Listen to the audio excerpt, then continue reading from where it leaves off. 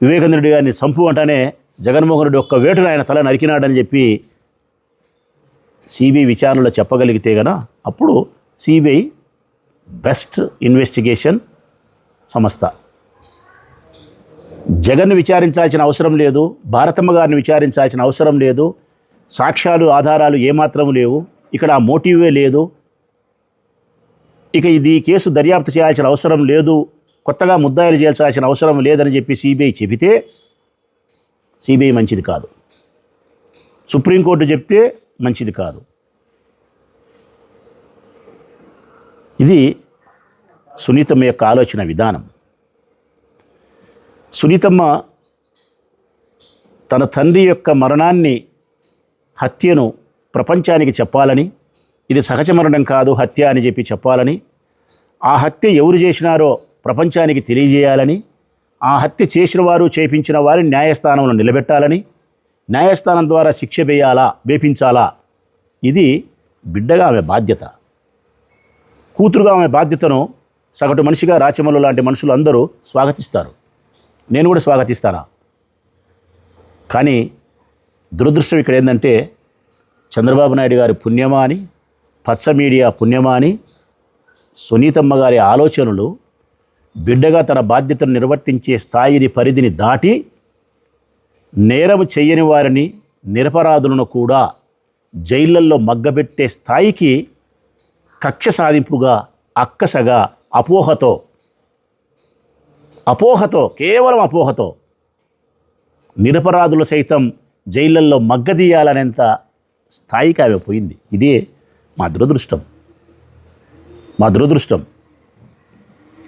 ఎన్నో విషయాలను జగన్మోహన్ రెడ్డి గారి కుటుంబం ఈ హత్యకు సంబంధించిన ఎన్నో విషయాలు వాళ్ళు చెప్పడానికి అవకాశం ఉన్నా కానీ చెప్పలేకపోవడానికి, మీడియా ముందుకు రాలేకపోవడానికి కారణం తన పినతండ్రి యొక్క మర్యాదకు భంగం కలిగించకూడదని, తన పినతండ్రి తన కుటుంబానికి సంబంధించిన పరువును బజార్లోకి ఈడ్చుకోకూడదని, ఎన్నో విషయాలు చెప్పాల్సి వస్తే వారి కుటుంబం యొక్క పరువు పోతుంది పినతండ్రికి సంబంధించి అని చెప్పి వాళ్ళు మౌనంగా ఉండడమే వారు చేసిన తప్ప అనిపిస్తుంటుంది నాకైతే.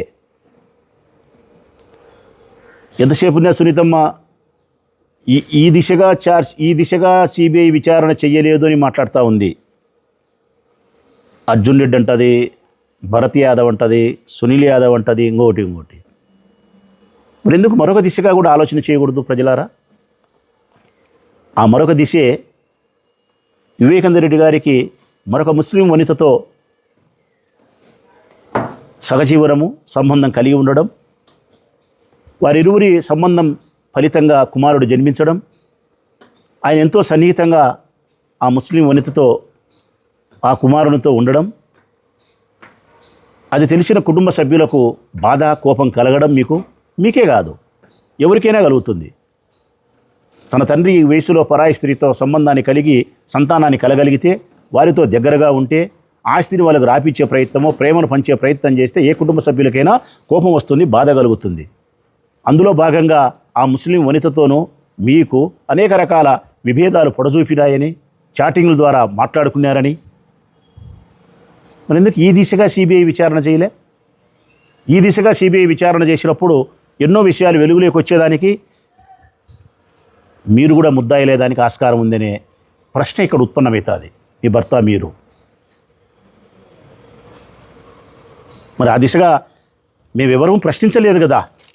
కారణం కుటుంబ గౌరవాన్ని, మర్యాదను బజారుకి ఈడ్చుకోవడం అనేది ఇష్టం లేదు. కుటుంబ సభ్యుల మధ్య అంటే వివేకానంద రెడ్డి గారికి వారి కుటుంబ సభ్యులకు ఈ కారణం చేత మాటలు కూడా లేని పరిస్థితి ఉందని, వివేకానంద రెడ్డి గారి యొక్క చెక్ పవర్ను కూడా, ఆర్థిక లావాదేవీల యొక్క అధికారాన్ని పూర్తిగా వాళ్ళు రద్దు చేసినారనేది కూడా ఒక వార్త ఉంది. మరి ఇవన్నీ కారణాల చేత ఎందుకు ఆ దిశగా సిబిఐ విచారణ లోతుగా జరపలేదనేది కూడా ఆ ప్రశ్నే. చివరకు ఈ కేసు విచారణ చేస్తున్న దర్యాప్తు సంస్థను కూడా చంద్రబాబు నాయుడు గారు చేతుల్లోకి తీసుకొని తను కోరుకున్న వ్యక్తులను ఇరికించాలనే ప్రయత్నం, జగన్ను, భారతమ్మను ఇరికించాలా. నేను అడుగుతూ ఉన్న ప్రజలను, వినయపూర్వకంగా అడుగుతూ ఉన్న ప్రజలను ఒక్కసారి ఆలోచించమని. జగన్మోహన్ రెడ్డి గారికి, భారతమ్మ గారికి వివేకానంద రెడ్డి గారిని చంపించాల్సినటువంటి అవసరం ఏమైనా ఉందా? ఏమి లాభం? ఒకే నా సూటి ప్రశ్న. ఆస్తి, అధికారమా, అవమానమా, ఆడదే? ఏమి లాభం? రెండవది, వారి మనస్తత్వం అదే? జగన్మోహన్ రెడ్డి గారిది, భారతమ్మది అటువంటి మనస్తత్వమా? రాజశేఖర రెడ్డి గారు తన తండ్రి రాజారెడ్డిని హత్య చేసిన వాళ్ళ విషయంలోనే తిరిగి పగా ప్రతీకారం తీర్చుకోలే. స్వేచ్ఛగా వారు ఈరోజు వేములలో తిరుగుతూ ఉన్నారు. మరి జగన్మోహన్ రెడ్డినా ఆ దిశగా ప్రయాణం చేసినాడా? చేయలే. జగన్మోహన్ రెడ్డి గారి సిద్ధాంతం ఇది కాదు. హింసను ప్రేరేపించే సిద్ధాంతం కాదు ఆయనది.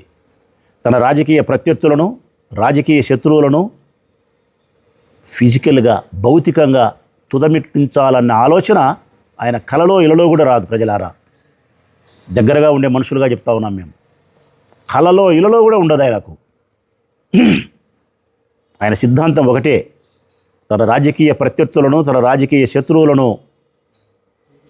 హింసించడం అంటే ఏమిటి తెలుసిన ఆయన? వారిపై విజయం సాధించడం, గెలవడం, అధికారంలోకి రావడం, ప్రజలిచ్చిన అధికారాన్ని పురస్కరించుకొని ఈ ఆంధ్రప్రదేశ్ రాష్ట్రాన్ని సస్యశ్యామలం చేయడం, బడుగు బలహీన పేదరిక వర్గాలకు సంబంధించిన అందరికీ, ఈ సమాజంలోని అన్ని వర్గాల వారికి మేలు చేయడం, కొత్త సంస్కరణలు ప్రవేశపెట్టడం, అనేక రకాలుగా మేలు చేసి ఈ రాష్ట్ర ప్రజల చేత కీర్తించబడడం. తను మరణించిన తర్వాత ఈ రాష్ట్రంలోని ప్రజల హృదయాలలో తన తండ్రి కంటే గొప్పగా తన రూపం మిగిలిపోవాలా అన్నదే ఆయన కాంక్ష.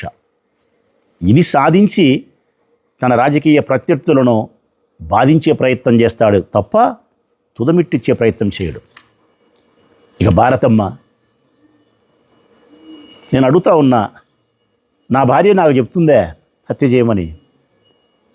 ఈ రాష్ట్రంలో ఉండే స్త్రీలను అడుగుతా ఉన్నా నేను, అమ్మలారా, మీరెవరైనా మీ భర్తకు చెప్తారా పలానోని హత్య చేయని చెప్పి? ఆవేశంతోనో అనాలోచితంతోనో మీ భర్త ఎప్పుడైనా అటువంటి దిశగా హింస వైపు ప్రయాణం చేస్తే సగటు స్త్రీ నివారిస్తుంది. మరి భారతమ్మ సగటు స్త్రీనా? సగటు స్త్రీ కంటే మించినదా? ఎన్నో సేవా కార్యక్రమాలు పులివెందులో చేస్తూ ఉన్నారు. గౌరవప్రదమైనటువంటి డాక్టర్ వృత్తిలో కొనసాగుతుండే ఈసీ గంగిరెడ్డి గారి కుమార్తె, జగన్మోహన్ రెడ్డి గారి శ్రీమతి, చదువుకునే మహిళ,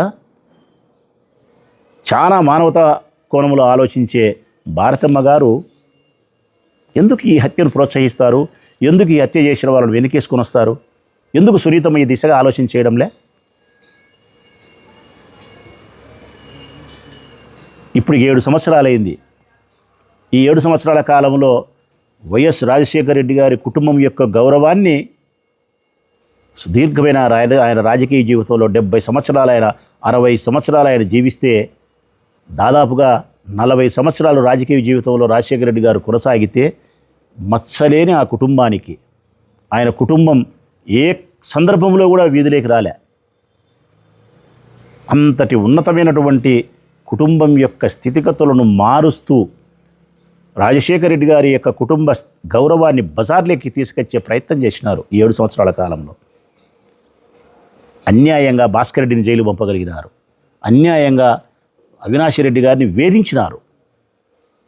అవినాష్ రెడ్డి గారిని వేధించిన వేధింపు అయితే మరొక మనిషి అయితే సిక్కి శల్యమవుతాడు.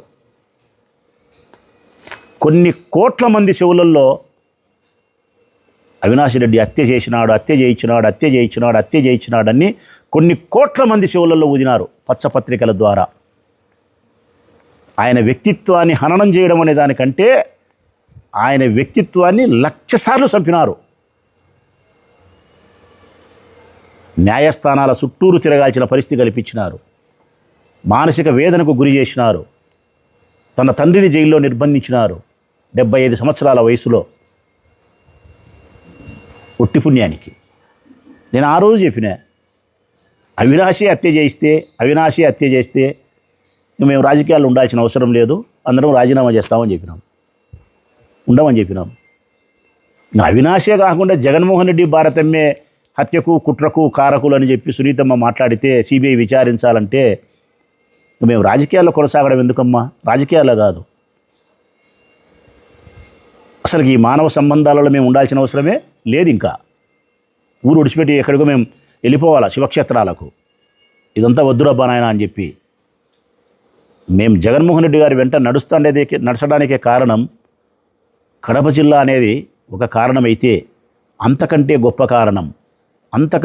కారణం రాజశేఖర రెడ్డి కొడుకని, అంతకంటే గొప్ప కారణం జగన్మోహన్ రెడ్డి గారు మంచివారని, మానవతా విలువలు కలిగిన మనిషి అని, 10 మందికి సహాయపడగలుగుతాడని, మంచి నాయకుడని, రాష్ట్రాన్ని అభివృద్ధి చేయగలుగుతాడని భారతమ్మను జగన్మోహన్ రెడ్డి గారిని మానవీయ కోణంలోనూ సమర్థత కలిగిన నాయకునిగాను మేము చూడగలిగినాం కాబట్టి వారి వెంట నడుస్తున్నాం. ప్రధానమైంది కారణం మాకు ఒక వ్యక్తిత్వం ఉంది తల్లి.